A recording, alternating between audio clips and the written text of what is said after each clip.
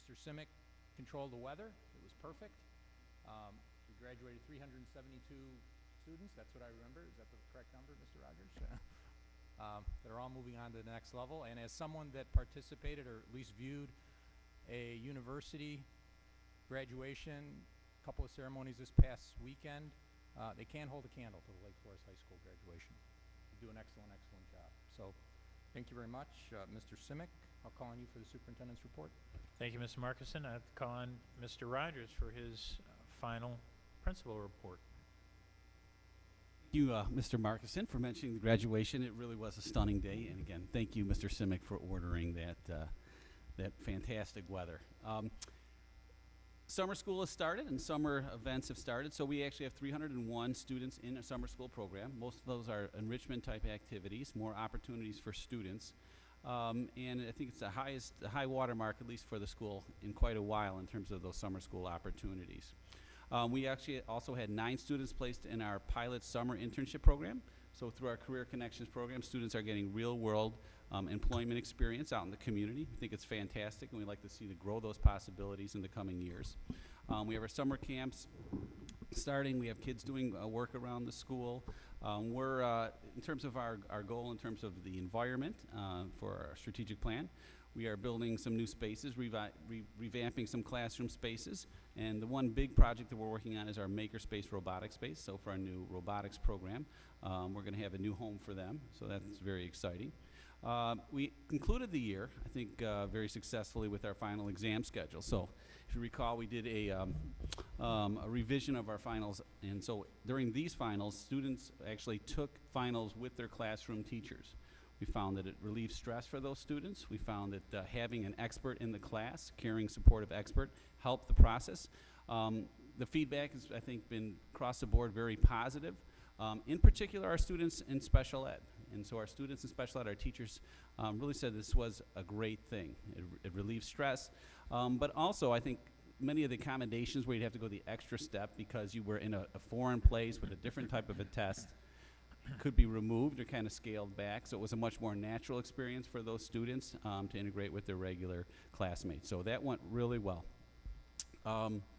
Leading Edge Learning, just a quick update about that. Our milestone indicates that staff engage in continuous professional development, which is timely and relevant. So on our final Institute Day, we had a mini conference where we had teachers had an opportunity to learn and explore a whole range of Google apps and extensions for education.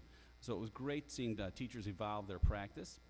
Following that, we actually offered an optional 2-day assessment training where teachers learn new types of formative assessment, which I think is going to be very beneficial down the line. And again, going in line with the idea of creating a dynamic and inspiring environment where technology, facilities, and community beyond LFHS enhance the learning experience.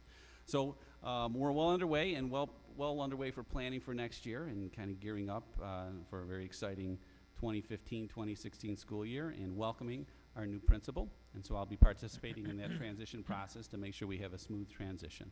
Thank you.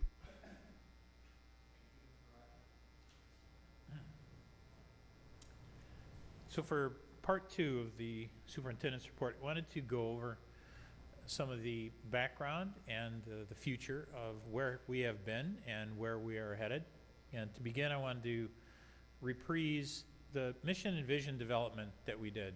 And this does not include all of the meetings that we had. We had a number of meetings with the board, with the LFEA, with our teachers, and also with parent groups that led to a rough draft. All of these meetings are simply the vetting of that rough draft that was created. So a great deal of input. All of these meetings also do not speak to the number of emails that we sent to parents and to our community members soliciting input. We had individual meetings, an individual community meeting for 67, for 115, another one for 67, and then a number of other meetings that followed that. So specifically a second meeting for 115 and a number of other processing meetings that we had in developing what became a review of the mission, a new vision, and then a set of core values and a set of milestones. There are a couple really key words from our core values that merit pointing out. Every student has an incredible capacity to learn. Our responsibility is to create an environment that maximizes the possibility for each student's growth. And that, so you've got a keyword, every, another keyword, growth. These are words that we really spend a lot of time on. The board really spent a lot of time looking at and selecting which words most spoke to the direction that we wanted to go. Another keyword is risk. Taking risks and learning from mistakes. Things that schools are frankly not very good at. So also on our milestones, we have wanting to be recognized for more than just academics alone, but social and emotional and intellectual or academic growth for every student. There's that word growth again. And we're looking more and more and more at how to grow kids and spending a lot of time teaching our staff what it is to measure growth, because it's not an easy thing to do. And instruction that is real world, is inquiry-based, and is highly collaborative. And on our assessments, that they promote risk-taking, they encourage growth, and they highlight emotional quotient. So to be clear, the direction that we're headed is to create more access and more success for more students. And it is not about lowering any bar. What we've learned from our own experiences and those of others is that kids seek and also rise to challenge. They want to be challenged. One of the things that Carol Dweck noticed in her research was that when kids were challenged, they actually responded very, very favorably if they had what she labeled a growth mindset. If they wanted to learn, they were eager to do those things, that the challenge spoke to them. And it's very important for kids to have a growth mindset, and both adults and kids can have and also develop a growth mindset. They can also have what she called a fixed mindset. So people that believe their intelligence is a fixed thing account for almost all the discrepancy in people's ability to accurately assess how good they are at a variety of tasks. A number of things that came up in the course of many conversations that I've had since I've been in the district is this theme of, I got to where I got in my life because of EQ, not IQ. It's one thing to be bright, it's another thing to be good with people, and it's a combination of being bright enough and working really hard and having a very high EQ that got me to where I am today. Another thing is an awful lot of people that we went to school with, if you're around my age, were not terribly good performers in school, but they turned into something as adults. And again, that EQ, how that comes into play. Key concepts for our work going forward are growth and support. A lot of talk from Mr. Rogers this year about the importance of support. It's not just putting kids in rigorous classes. Dr. Maher presented to us in May, talking about how it is the support around kids that are enabling them to rise to these challenges that they're taking on. So grow, support, and also the word yet. I don't know it yet. Some key philosophical underpinnings. That our work is going to be interdisciplinary, it will be collaborative, it will be challenging all students with more opportunities for more kids. It will be student-centric, again echoing the language of the milestones, highly engaging in learning and highly engaging learning driven by student interests and desires to explore.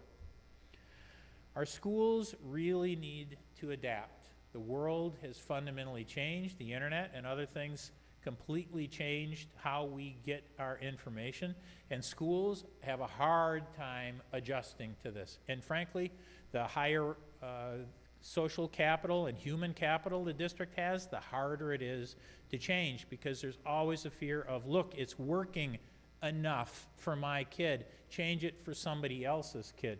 The fact of the matter is we need to evolve from where we have been to where we need to go. So a shift of instruction from presentation, which is what we all experience, teacher lecturing, 55 minutes, that works for a small percentage of kids. Frankly, it has never been a very effective mode of instruction. And we need to shift towards engagement, much more engaging, and a shift from demonstrating how kids learn from a single dimension, you need to write it or need to answer in a multiple choice, to giving kids many different ways they can represent their knowledge. Multi-dimensional, so they can write it, or they can do a video, or they can do a presentation. Increasingly, we're going to see gaming play a role in all sorts of professional development for all sorts of industries. It is a new frontier out there for how computers are going to help us learn things. So virtual reality is the next thing that is going to be coming in the gaming world. It's getting hotter and hotter. We'll be able to put kids into the Civil War. We'll be able to put kids into the Declaration of Independence, into Independence Hall, and have them navigate those spaces. Those types of things. One-to-one computing, Mr. Rogers is one of the people in the vanguard of this, has changed how students access and process information, and very importantly, it also changes how they represent it, how they represent their learning. One of the things that kids can do now is each kid can sit at home, or they can sit across the table from each other, and they can work on a project simultaneously on a shared document, and they do it all the time. One of the things that we need to invert in our high school in particular, I'm sorry this is a little fuzzy, these are tiers of intervention. Tier 1, this is the response to intervention model. Tier 1 is general instruction, what kids get when they're in class. And so Tier 2, it's not working down here, so where do we send kids? So we send kids and either have some help come into the classroom, or we get them some additional support.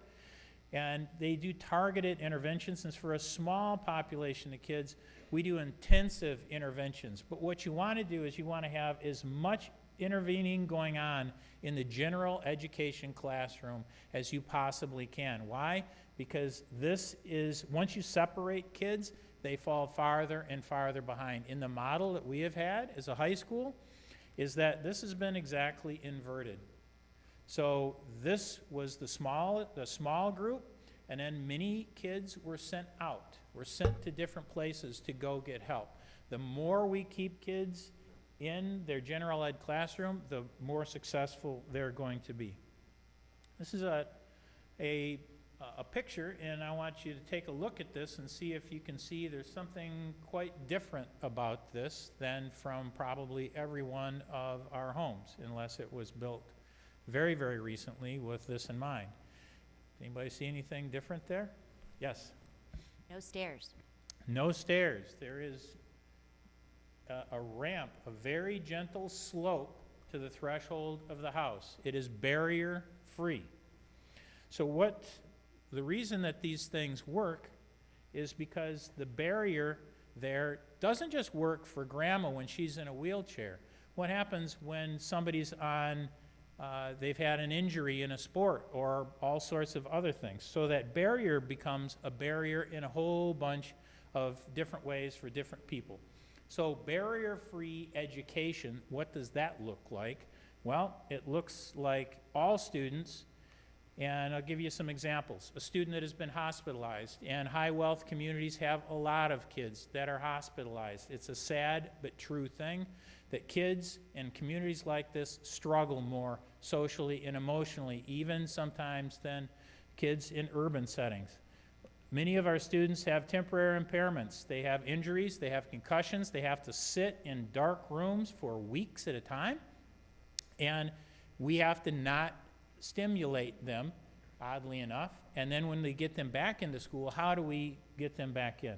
Kids with specialized learning or accommodation plans, kids with extended absences, this is also something. Parents take their kids out on a week or two vacation. What happens with the kid when they come back? How do they get back in? And then also what we would call, quote unquote, normal kids. We also know if we're parents, there is no such thing as a normal kid. Any of us with more than one child knows that I don't know how they come out completely different, one from the other. Kids have pronounced learning styles. So the stronger our tier 1 is, our tier 1 winds up being like a barrier-free entry. It is good for everyone, not just for the kid that it is intended for, but for everyone. So what happens when we change our assessments? One of the things that we've learned when we change the test, we get a whole new different group of kids that look like our stars. And that change of the assessment, how we allow kids to demonstrate their learning, how we allow them to get to their learning, it's good for kids. We'll have kids with more access. More kids are going to feel successful. More kids are going to be successful. And a rising tide will raise all boats. Giving kids more opportunity means more opportunities for kids to be successful, frankly. And our data, as Dr. Maher showed us in May, our data is already demonstrating this, and we have just begun. And that completes the superintendent's report. Thank you. Thank you, Mr. Simic. Any questions or comments for Mr. Simic? Nothing? Mr. Simic alluded to the list of milestones. It's a cheat sheet that I keep in my files, and you're going to hear us talk at subsequent meetings. We're really challenging and encouraging Mr. Simic and the administration to tie most everything we do to our milestones. We spend a lot of time and effort developing our mission, vision, values, goals, and milestones, and we want to make sure that everything we do. A question from the audience. I'm not sure we can do that, but.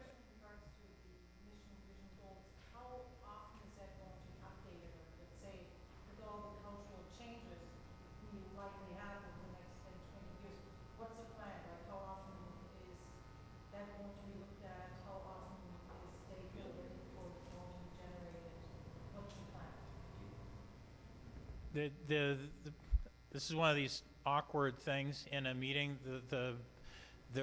We can't start a question and answer, because if we do a question and answer, I'll talk to you after the meeting about that. If we do a question and answer now, we have to do it on every topic all the way through. And it's one of those things that it's a bad practice for us to get into, according to the School Board Association. So I'll talk to you after the meeting, and there's a very good answer for that, okay? The short answer, it's ongoing, but we'll talk more about that later.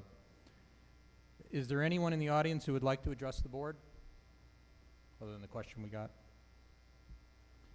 Are there any committee reports? Ed committee, or finance committee, or policy committee? No reports? Finance committee did not meet, but we scheduled a follow-up meeting for Monday, the 13th of July, in preparation for the new school budget, which will be, Alan, once we get through that, it'll be posted to the community probably within several weeks after we review it at the committee level. We'll put it on display on the 14th, but that's not approval of it. It needs to be on display for 30 days. We'll have it on display for about 60, and we'll ask you to approve it in September. Up until the time it's adopted in September, there can be changes to it.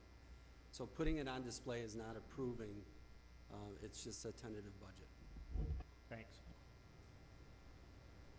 Are there any liaison reports?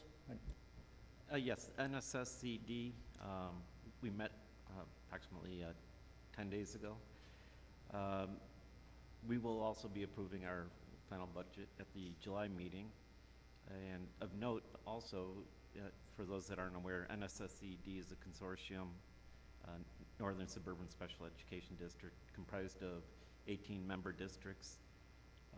In July, there's going to be a presentation by Deerfield District 109, where they were asking to leave the consortium at the end of the next school year.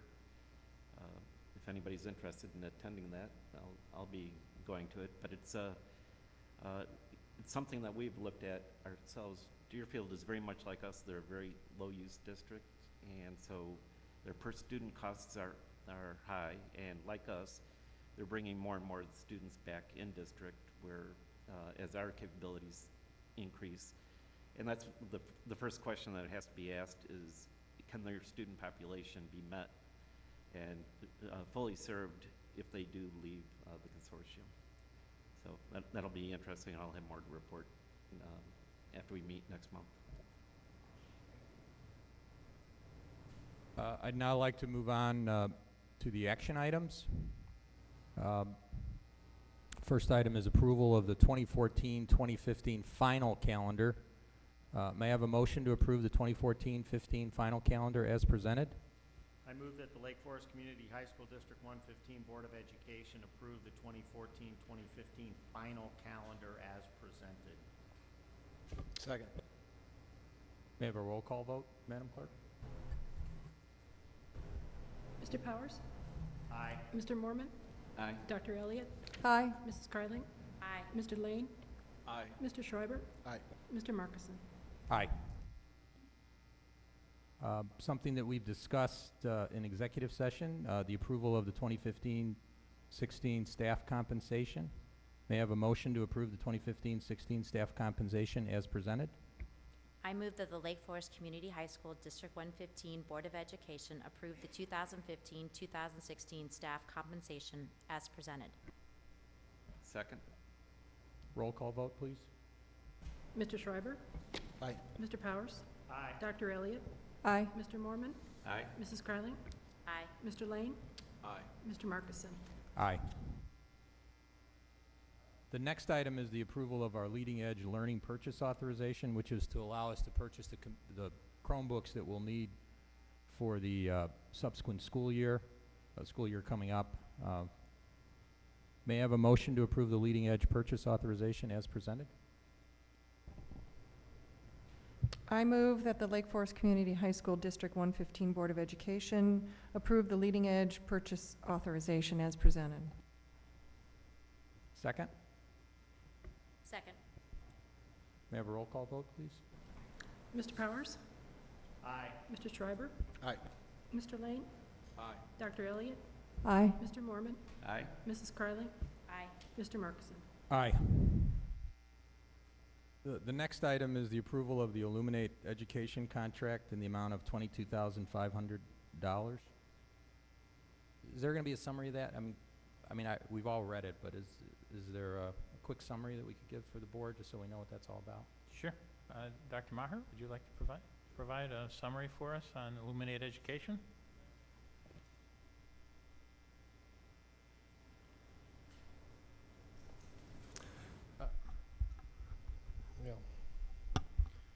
Thank you for giving me this moment to explain what the software package is. It is a extension of what we can do with the RTI program. We have expanded services. We're going to have expanded supports both for teachers and students alike. Additional interventions provided for students. The software package will allow us to monitor the progress of the program as it expands. It'll also allow us to find strengths and weaknesses for that program as we move forward. So we're very excited about having this particular program as part of our total expansion of the RTI and support for kids. We hope to find that by the end of the year, that again, data collection to support particular programs and to expand those, and if a particular program or an intervention isn't working, then certainly we would scale back on that. And so we're very excited. It was demanded or requested by the core teams, so a wide number of stakeholders will be involved with the use of the program. It is a 3-year contract. The first year involves a total cost of $12,500. $7,500 will pay for training, and then there's $5,000 for a per student charge for a minimum of 1,250 students. We do not anticipate that it'll affect all of the students in the high school, but a large majority of them. And then the following 2 years are also a $5,000 cost. That's how we came to the total of the $22,500. So that's over 3 years for the cost of the contract. So Tom, what is RTI? I apologize. Our response to intervention program, as Mr. Simic was describing earlier, and so we have a number of tiers of support for the students. We are trying to invert what is to replicate more of what the slide that Mr. Simic provided earlier, where we had a number of tier 1 in-class interventions, and we hope to monitor those types of interventions to about 80% of the general population. And we also have a very typical tier 2 intervention is our enriched study program, which is a targeted study hall program with a teacher in the classroom, and so that's a tier 2 intervention. And again, we wish to measure the interventions that these students receive through the course of time and how they progress and succeed, or if they're not succeeding, to then use different interventions to help them succeed. Okay. First, may I have a motion to approve the Illuminate Education contract as presented? I move that the Lake Forest Community High School District 115 Board of Education approve the Illuminate Education contract as presented. Second? Second. Any discussion? Questions? Have roll call vote? Mr. Mormon? Aye. Mrs. Carling? Aye. Mr. Lane? Aye. Dr. Elliott? Aye. Mr. Schreiber? Aye. Mr. Powers? Aye. Mr. Markison? Aye. Next is our Human Resources report. May I have a motion to approve the HR report as presented? I move that the Lake Forest Community High School District 115 Board of Education approve the Human Resources report as presented. Second? Second? Roll call vote, please. Mr. Schreiber? Aye. Mr. Mormon? Aye. Mr. Powers? Aye. Mr. Lane? Aye. Dr. Elliott? Aye. Mrs. Carling? Aye. Mr. Markison? Aye. For our consent agenda items, may I have a motion to approve the consent agenda items, including disbursements, payrolls, and financial statements for May 2015, budget transfers, and administrator/teacher salary and benefits report? I move that the Lake Forest Community High School District 115 Board of Education approve the consent agenda items as presented. Second. Roll call vote, please. Mr. Powers? Aye. Mr. Lane? Aye. Dr. Elliott? Aye. Mr. Schreiber? Aye. Mr. Mormon? Aye. Mr. Markison? Aye. We have two FOIAs from John Diefenbach, resident, requests from Morgan Polikoff, USC Rossier School of Education, and Dale Miller, resident. Stephen Goldman, resident, submitted a FOIA request. The district responded. Mr. Goldman revised his request, and it is now pending. Just one announcement, the next Board of Education meeting is scheduled for Tuesday, July 14th at 7 p.m. in this very room, in the West Campus Boardroom. So everybody enjoy their summer. May I have a motion to adjourn the Lake Forest Community High School Board meeting? So moved. Second. Voice vote, please. All in favor? Aye. Aye. Meeting adjourned.